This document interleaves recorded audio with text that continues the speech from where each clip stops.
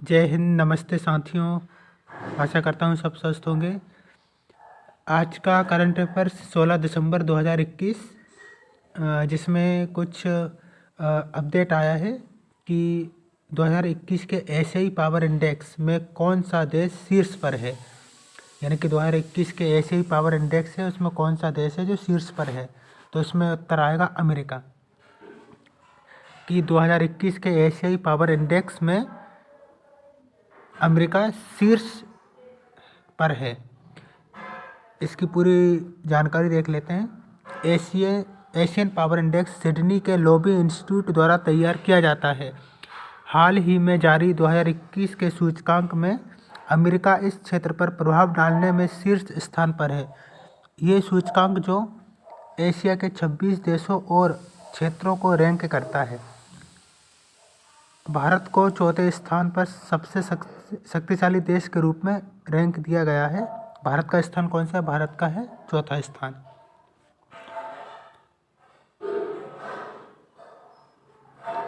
भारत का इसमें चौथा स्थान है। और आर्थिक क्षमता, सैन्य क्षमता, लचीलापन और सांस्कृतिक प्रभाव जैसे शक्ति के कई उपायों के आधार पर भारत ने अपना चौथा स्थान बरकरार रखा है। अभी के कौन सा शहर पूरी तरह से पेपरलेस होने वाली दुनिया की पहली नगर बन गई? पेपरलेस पूरी तरह से कौन सा देश है, कौन सा शहर है? वो है दुबई। ये पूरी तरह से पेपरलेस है। दुबई पूरी तरह से पेपरलेस होने वाली दुनिया की पहली सरकार बन गई है। ये ध्यान देने वाली बात है आपके लिए। दुबई पेपरलेस स्ट्रेटजी को 5 चरणों में लागू किया गया था और 1800 से अधिक डिजिटल सेवाएं प्रदान करने के लिए अमीरात में सभी 45 सरकारी संस्थाओं में रणनीति लागू की गई थी। तीसरा है, नुपी लाल दिवस हर साल किस केंद्र शासित प्रदेश या राज्य में मनाया जाता है? नुपी लाल दिवस, ये क्या है नुपी लाल दिवस और कहाँ मनाया जाता है? नुपी लाल दिवस मणिपुर में मनाया जाता है। नुपी लाल दिवस मणिपुर की उन बहादुर महिलाओं को श्रद्धांजलि देने के लिए मनाया जाता है जिन्होंने ब्रिटिश सरकार के खिलाफ न्याय के लिए लड़ाई लड़ी। यह हर साल 12 दिसंबर को मनाया जाता है। नुपी लाल दिवस 12 दिसंबर को मनाया जाता है। इस साल इम्फाल स्थित नुपी लाल मेमोरियल कॉम्प्लेक्स में एक समारोह आयोजित किया गया था। यह दिन राज्य भर में गैर सरकारी संगठनों और महिला आधारित संगठनों द्वारा भी मनाया जाता है। अब है, प्रकाश के प्रति संवेदनशील दवा के उपयोग से संबंधित चिकित्सा को क्या कहा जाता है? यानी कि प्रकाश के प्रति संवेदनशील जो दवा है उसके उपयोग से संबंधित चिकित्सा को क्या कहा जाता है? Photo dynamic therapy. इसका आंसर है फोटो डायनामिक थेरेपी। यानी फोटो डायनामिक थेरेपी में प्रकाश संवेदनशील दवा का उपयोग होता है जो एक प्रकाश स्रोत द्वारा सक्रिय होता है। प्रकाश के द्वारा इलाज किया जाता है और इस उपचार का उपयोग कुछ कैंसर के इलाज के लिए किया जाता है। शोधकर्ताओं ने पाया कि रोडोप्सिन एक प्रकाश संवेदनशील प्रोटीन है। क्वेश्चन ये भी बन सकता है कि रोडोप्सिन क्या है? रोडोप्सिन एक प्रकाश संवेदनशील प्रोटीन है जो रेटिना में पाया जाता है। कहाँ पाया जाता है रोडोप्सिन जो पाया जाता है वो रेटिना में पाया जाता है। क्लोरीन E6 के साथ इंटरेक्ट करता है जो कैंसर के उपचार में उपयोग किए जाने वाला एक संवेदनशील तत्व है। हाल ही में खबरों में रही सीन नदी किस देश में स्थित है?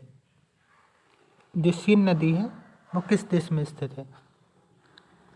सीन फ्रांस में स्थित है और सीन उत्तरी फ्रांस में स्थित एक 777 किलोमीटर लंबी नदी जो 26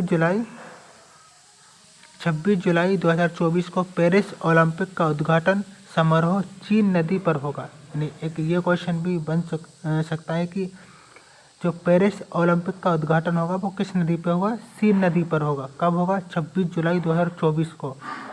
200 से अधिक देशों के एथलीट और अधिकारी पेरिस में पॉन्ट टी ऑस्ट्रेलिज और पॉन्ट डी इलापुलो इला यानी पोंटी इला पुलों के बीच लगभग 6 किलोमीटर की दूरी तय करेंगे।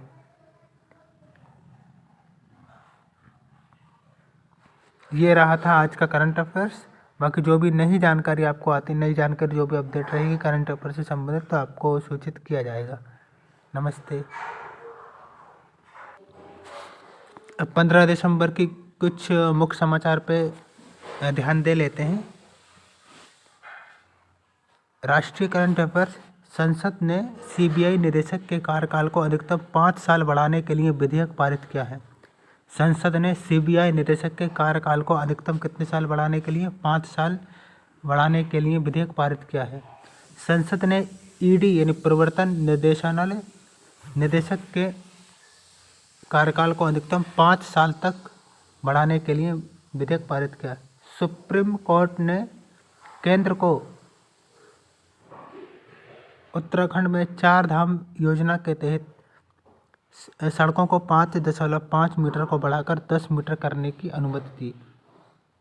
और आर्थिक करंट अफेयर्स में है कि पीयूष गोयल ने भारत और दक्षिणी अफ्रीका सीमा शुल्क संघ के बीच आर्थिक संबंधों को बढ़ाने का आह्वान किया है। और ABRY यानी आत्मनिर्भर भारत रोजगार योजना के तहत सबसे अधिक लाभार्थी वाले राज्यों की सूची में महाराष्ट्र सबसे ऊपर है।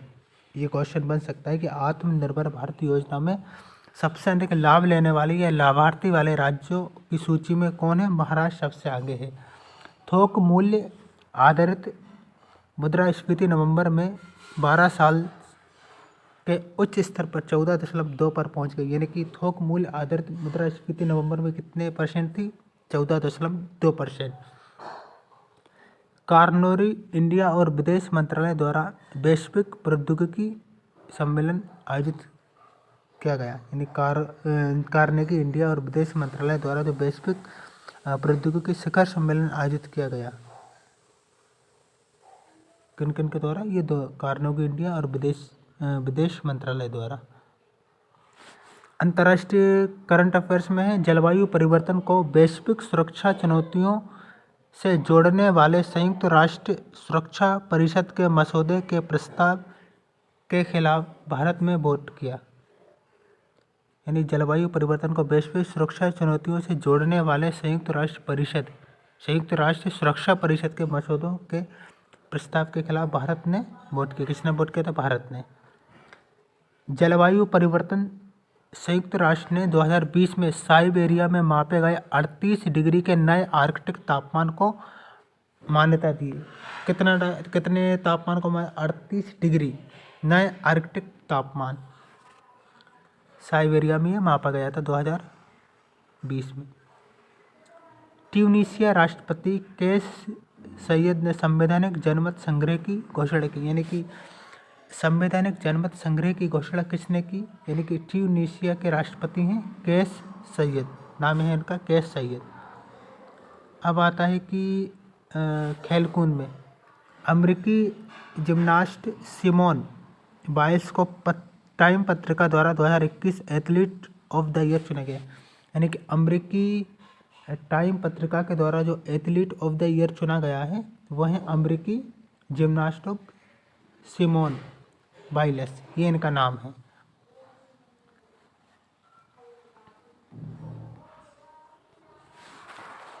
अंतर्राष्ट्रीय सार्वभौमिक स्वास्थ्य कवरेज दिवस कौन सा दिवस है? अंतर्राष्ट्रीय सार्वभौमिक स्वास्थ्य कवरेज दिवस 2021 की थीम क्या है? इसकी थीम है leave no one's health behind, invest in health system for all. सार्वभौमिक स्वास्थ्य कवरेज दिवस हर साल 12 दिसंबर को मनाया जाता है। कब मनाया जाता है?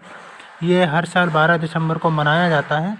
और संयुक्त राष्ट्र के अनुसार इस वर्ष की theme leave no one's health behind, invest in health system for all है। न्यू कैलेडोनिया द्वीप क्षेत्र ने हाल ही में किस देश का हिस्सा बनने के लिए मतदान किया है? फ्रांस। यानी न्यू कैलेडोनिया ने फ्रांस देश का हिस्सा बनने के लिए मतदान किया। न्यू कैलेडोनिया के फ्रांसीसी द्वीप क्षेत्र में मतदाताओं ने एक जनमत संग्रह में फ्रांस का हिस्सा बनने का एक विकल्प चुना, जिसका फ्रांसीसी राष्ट्रपति इमैनुएल मैक्रोन ने स्वागत किया। दक्षिणी प्रांत क्षेत्र के अध्यक्ष सोनिया बेक्स ने परिणामों की घोषणा की, जिसमें दिखाया गया कि इसमें भाग लेने वाले 96 में से जो लोग हैं उन्हें फ्रांस में रहने का विकल्प चुना है। Commercial space orbiter wings program किस देश से संबंधित है? यह अमेरिका से संबंधित है, क्योंकि यूएस फेडरल एविएशन एडमिनिस्ट्रेशन यानी FAA द्वारा ये जो प्रोग्राम है कार्यान्वित किया जाता है, और ये प्रोग्राम 1984 के कमर्शियल स्पेस लॉन्च एक्ट के तहत आता है।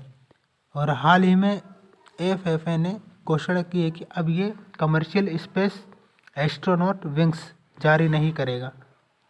ठीक है, क्या जारी नहीं करेगा? कमर्शियल स्पेस एस्ट्रोनॉट विंग्स जारी नहीं करेगा। एक प्रोग्राम है।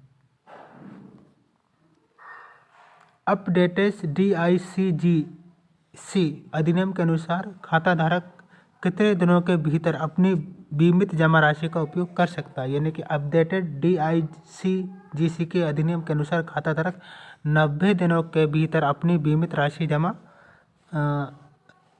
जमा राशि का उपयोग कर सकता है। भारत सरकार ने जमा बीमा और क्रेडिट गारंटी निगम अधिनियम में एक संशोधन पारित किया, ताकि यह सुनिश्चित किया जा सके कि खाता धारक 90 दिनों के भीतर अपनी बीमित जमा राशि का उपयोग कर सके। हाल ही में खबरों में रहा बक्सा टाइगर रिजर्व किस राज्य या केंद्र द्वारा शासित प्रदेश में? पश्चिम बंगाल में। हाल ही में जो खबरों में रहा था बक्सा टाइगर रिजर्व, ये पश्चिम बंगाल में। पश्चिम बंगाल सरकार के अनुसार कम से कम 23 वर्षों के बाद पश्चिम बंगाल में बक्सा टाइगर रिजर्व एक रॉयल बंगाल टाइगर देखा गया। बक्सा टाइगर रिजर्व के पूर्वी दमनपुर के जंगल में एक ट्रैप कैमरे में एक बाघ की तस्वीर ली गई थी, और तभी से ये सुर्खियों में रहा है। कहाँ का? पश्चिम बंगाल का। तो ये रहे कुछ करंट अफेयर्स जो कि परीक्षा के लिए काफ़ी ज़्यादा महत्वपूर्ण है, और आप सब इनको नोट कर लीजिए। जब तक के लिए नमस्ते।